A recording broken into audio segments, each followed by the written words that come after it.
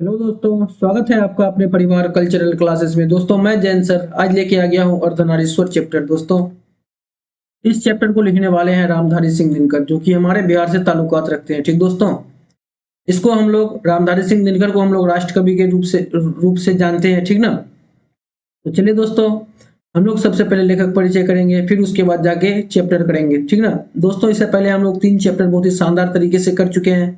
मैं आशा करता हूँ कि एक एक चैप्टर आपके रग रग में बस गया होगा। ठीक ना दोस्तों, तो चलिए उसको मद्देनजर रखते हुए आज फिर से शुरू करते हैं लेखक परिचय, फिर उसके बाद हम लोग करेंगे अर्धनारीश्वर चैप्टर। ठीक ना, तो चलिए शुरू करते हैं।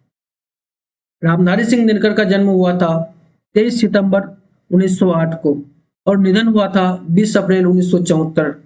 दोस्तों कुछ कीजिए या ना कीजिए, जन्म निधन जरूर याद कीजिए। ठीक ना। तो चलिए आगे देखते हैं। माताजी का नाम था मनरूप देवी एवं पिताजी का नाम था रवि सिंह। ठीक दोस्तों, याद रखिएगा। जन्म निधन देख लिए, माता पिता देख लिए। चलिए आगे देखते हैं। जन्म स्थान यानी कि कहाँ के रहने वाले थे। सिमरिया बेगूसराय बिहार, यानी कि हमारे बिहार से थे। हम लोग को गर्व होना चाहिए कि हम बिहारी हैं, कि इस बिहार के ही धरती से रामधारी सिंह दिनकर बड़े बड़े कवि जागृत हुए हैं। ठीक है दोस्तों, चलिए देखते हैं आगे क्या है। पत्नी श्यामवती देवी, पत्नी श्यामवती देवी, याद रखिएगा। आगे देखते हैं शिक्षा। शिक्षा प्रारंभिक शिक्षा गांव और उसके आसपास। प्रारंभिक शिक्षा गांव में और उसके आसपास, ठीक आस पड़ोस में। 1928 में मोकामा घाट रेलवे हाई स्कूल से मैट्रिक। मैट्रिक कहाँ से? मोकामा घाट रेलवे हाई स्कूल। कब? 1928 में। ठीक, आगे देखते हैं। 1932 में पटना कॉलेज से बीए ऑनर्स इतिहास। किससे यह ऑनर्स किए थे, यानी कि बीए कंप्लीट किए थे। ऑनर्स पेपर क्या था इसका? इतिहास से। कब किए थे? 1932 में। ठीक दोस्तों, देख लिया तक बहुत ही शानदार तरीके से। चलिए इसी शानदार तरीके से बढ़ते हैं आगे और बने रहिएगा अंत तक। शेयर कर दीजिए अपने दोस्तों के साथ, 2-3 दोस्तों के साथ। ठीक दोस्तों, चलिए आगे बढ़ते हैं। वृत्ति, आप लोग को समझाए थे वृत्ति का मतलब होता है कार्य।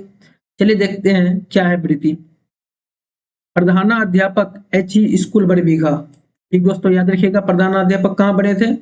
एच.ई. स्कूल बड़बीघा में। ठीक, चलिए अब आगे देखते हैं।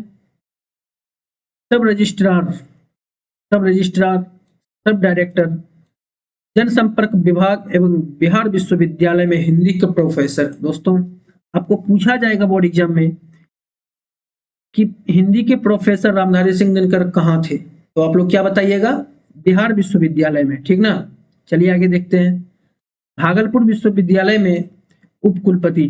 ठीक दोस्तों, आप लोग से यह भी क्वेश्चन पूछा जाएगा कि भागलपुर विश्वविद्यालय में रामधारी सिंह दिनकर डेस थे, उप कुलपति थे, नौकर थे, टीचर थे और कुछ। ठीक ना, तो आपको क्या बताना होगा?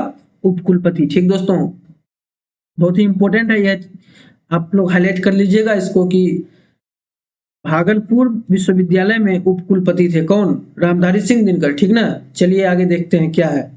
हिंदी सलाहकार के रूप में भी कार्य। ठीक ना, हिंदी सलाहकार जो उससे सलाह लेने आते थे लेखक लोग। ठीक ना, बहुत लेखक लोग उससे सलाह लिए थे कि कैसे क्या करना है, बताइए हम लोग को भी। ठीक ना, तो इसलिए सलाहकार के रूप से भी प्रसिद्ध हुए। ठीक, चलिए आगे देखते हैं क्या है।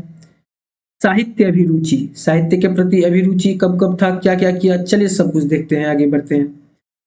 1925 में छात्र सहोदर में पहली कविता प्रकाशित। किसमें? छात्र सहोदर। दोस्तों यह एक पत्रिका है। पत्रिका का नाम क्या है? छात्र सहोदर। कब प्रकाशित किया था? पहली कविता प्रकाशित किसमें किया था? छात्र सहोदर में। और कब किया था? 1925 में। ठीक, याद रखिएगा। देख लिए यहाँ तक, चलिए आगे देखते हैं। देश, देश जो लिखा है इसकी रचना है। ठीक ना, पटना में लिखा था। उसके बाद प्रकाश भी इसका रचना है, बेगूसराय में लिखा था। उसके बाद प्रतिमा भी है, वो कन्नौज में लिखा था। ठीक ना, कन्नौज में। छात्र जीवन में अनेक रचनाएं प्रकाशित। जब वह स्टूडेंट टाइम में थे तब वो बहुत सारा रचना प्रकाशित किए थे। तो इसमें से कुछ दिया हुआ है कि देश, प्रकाश, प्रतिमा। ठीक ना, ये 3 तो दिया हुआ है, याद रखिएगा। ठीक, चलिए आगे देखते हैं। 21 वर्ष की अवस्था में ही पहली कविता पुस्तक प्रणभंग प्रकाशित। दोस्तों आपको पूछा जाएगा एग्जाम में कि रामधारी सिंह दिनकर 21 वर्ष की अवस्था में कौन सी कविता पुस्तक प्रकाशित किया था। तो आपका क्या क्या आंसर होना चाहिए? प्रणभंग। ठीक ना, क्या आंसर होना चाहिए? प्रणभंग। ठीक दोस्तों, शानदार तरीके से हम लोग करते जा रहे हैं। मैं आशा करता हूं कि आपका एक भी क्वेश्चन लेखक परिचय से नहीं छूटेगा। ठीक ना, बाद बाकी आप पे डिपेंड करता है कि आप कैसा मेहनत कर रहे हैं। ठीक, जितना मेहनत कीजिएगा उतना नंबर आएगा। ठीक ना दोस्तों, एक एक चीज याद रखना होगा आप लोगों को। चलिए आगे देखते हैं क्या है। कृतियां, क्या क्या लिखा है, क्या क्या किया, ये देखते हैं। प्रमुख काव्य कृतियां, दोस्तों आपको बता दें, हमारे राष्ट्र कवि रामधारी सिंह दिनकर जी जो थे, यह काव्यकार भी थे और गद्यकार भी थे। ठीक ना, तो चलिए देखते हैं इसका पहले काव्य कृतियां, फिर उसके बाद देखेंगे गद्य कृतियां। ठीक ना, प्रमुख काव्य कृतियां, प्रणभंग 1929 में प्रकाशित, रेणुका 1935 में, हुंकार 1938 में, रसवंती 1940 में, कुरुक्षेत्र 1946 में, रश्मि रथी 1952 में, नील कुसुम 1954 में, उर्वशी 1961, परशुराम की प्रतीक्षा 1963, कोमलता और कवित्व 1964, हारे को हरिनाम 1970 आदि प्रमुख काव्य कृतियां लिखी है। ठीक दोस्तों, याद होगी आप लोगों को। तो चलिए देखते हैं आगे क्या है। आगे है प्रमुख गद्य कृतियां। दोस्तों हम लोग काव्य कृतियां देख लिए, अब चलिए प्रमुख गद्य कृतियां देखते हैं क्या क्या है। तो देखिए शानदार तरीके से आप लोग को बता रहे हैं कि मिट्टी की ओर कब लिखे हैं? 1946, अर्धनारीश्वर 1952, संस्कृति के 4 अध्याय 1956। ठीक, संस्कृति के 4 अध्याय 1956, काव्य की भूमिका 1958, बट पीपल 1961, शुद्ध कविता की खोज 1966, दिनकर की डायरी 1973 आदि प्रमुख गद्य कृतियां लिखी हैं। गद्य कृतियां क्या क्या है? मिट्टी की ओर, अर्धनारीश्वर, संस्कृति के 4 अध्याय, काव्य की भूमिका, वट पीपल, शुद्ध कविता की खोज, दिनकर की डायरी आदि प्रमुख गद्य कृतियां हैं। ठीक दोस्तों, याद हो गया होगा आप लोगों को। तो चलिए देखते हैं आगे बढ़ते हैं क्या क्या है। रामधारी सिंह दिनकर, राष्ट्रकवि रामधारी सिंह दिनकर छायावादोत्तर युग के कवि हैं। दोस्तों आप लोगों से पूछा जाएगा कि राष्ट्रकवि रामधारी सिंह दिनकर देश युग के कवि हैं, तो किस युग के कवि हैं? छायावादोत्तर युग के कवि हैं। ठीक दोस्तों, चलिए आगे देखते हैं क्या है। कविता लिखने की शुरुआत उन्होंने 30 के दशक में ही कर दी थी। कितने दशक में किया था? 30 के दशक में कविता लिखने की शुरुआत 30 के दशक में ही कर दी थी। ठीक दोस्तों, अब चलिए आगे देखते हैं क्या है।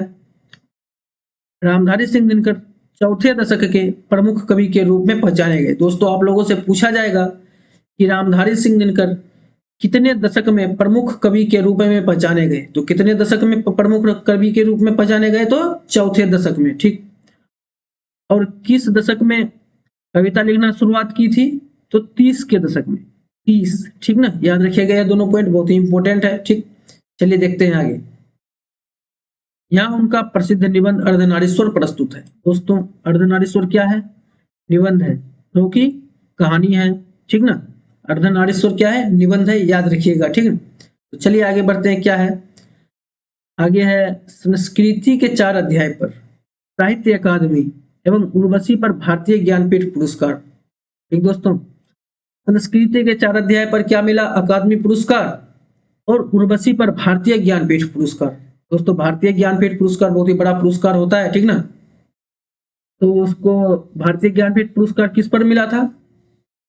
किस रचना पर? तो उर्वशी पर। ठीक दोस्तों, याद रखिएगा। और संस्कृत के 4 अध्याय पर क्या मिला था उसको? साहित्य अकादमी पुरस्कार। ठीक, देख लिए यहां तक। चलिए आगे देखते हैं क्या है।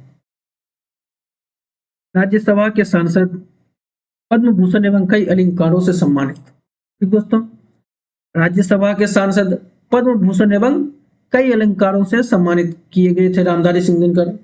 उसके बाद राष्ट्र कवि के रूप में पहचाने गए। ठीक दोस्तों, आप लोग को पहले बताया कि हम लोग राष्ट्र कवि के रूप में रामधारी सिंह दिनकर को जानते हैं। ठीक दोस्तों, तो दोस्तों आज का क्लास यही समाप्त करते हैं, फिर मिलते हैं नए उमंग और उत्साह के साथ नेक्स्ट वीडियो में।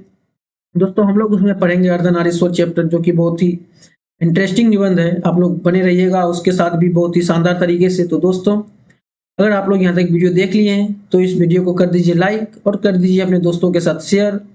अगर आप इस चैनल पर नए हैं तो इस चैनल को सब्सक्राइब करके बेल आइकन जरूर प्रेस कीजिएगा। धन्यवाद दोस्तों।